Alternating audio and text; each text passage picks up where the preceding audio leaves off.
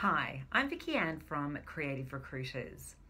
Unless you're a well-known global brand, I'm guessing that attracting top talent into your business has been one of your greatest challenges this year.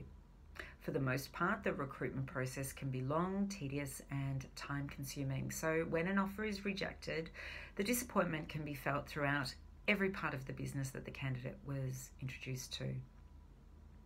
Today, I'd like to offer my insights into 4 of the most common rejection scenarios and how you can avoid them. Let's start with the feedback that your offer wasn't competitive.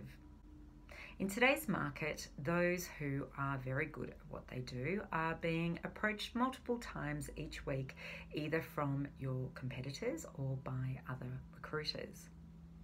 They know what they're worth in the market more than ever before. So if you want them, you need to listen to a trusted advisor and make sure that your position description, your budget, and employee benefits are competitive. Whatever you do, don't go into an interview with a candidate that you can't afford because you think that they'll drop their salary expectations once you've pitched your job to them. There are a multitude of reasons why candidates pitch themselves at a certain salary level, and most of them will be reasons that you won't be able to change, no matter how persuasive you are. To save time and effort, ask your recruiter or hiring manager to negotiate the salary expectations of candidates who sit outside of your budget before they meet with you. That way you can be sure that the people you interview will accept the job at the salary level you can offer. And finally, my biggest tip is always go into the interview knowing in advance what it's going to take for you to convert them. It will help you to interview better to ensure you get a fair return on your investment. The next reason for a rejected job offer is a tough one to receive, but what if the feedback was that you and your people failed to inspire the candidate? Long gone are the days when the candidate needs to do all the work in an interview. When a candidate is good at what they do, they hold all the cards in this market. They know they're sitting in front of you because they've already been vetted by a recruiter or hiring manager. They've got the runs on the board to prove they can add value to your business, and most likely they were approached directly several times already this week for similar roles.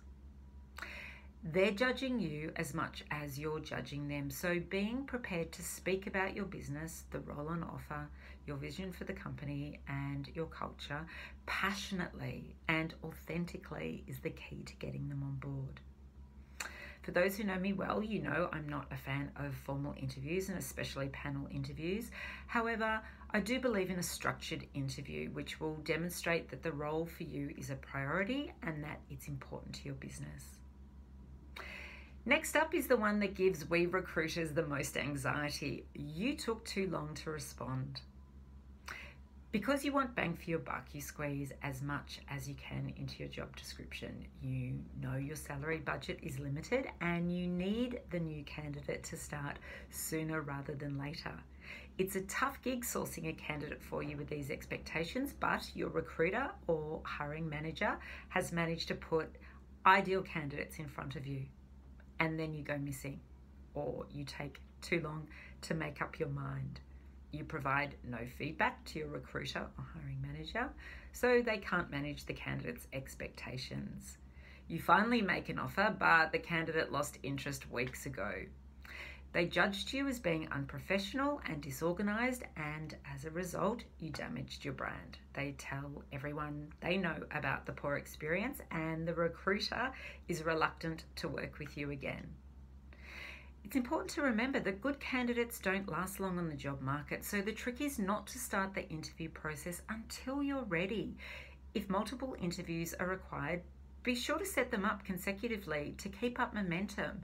Have a draft letter of offer ready to go and always have pre-approval to make the job offer at the end of a successful interview process.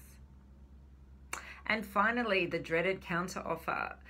Good candidates will get counteroffers. For that, I am absolutely certain. Preparing in advance for these scenarios will give you the competitive edge though. At interview, it's important for you to explore and make note of all the reasons why the candidate is thinking about making a move. Your job offer then needs to remove any of these complaints or any of their unfulfilled ambitions in order for it to be attractive. So use the information you gain to put together a well-constructed offer.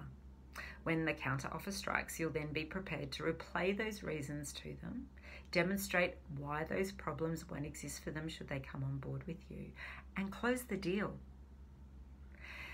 There are, of course, many more reasons as to why job offers are being rejected in this market. The key is to listen to the feedback you're being given and use it to continually improve your interview process.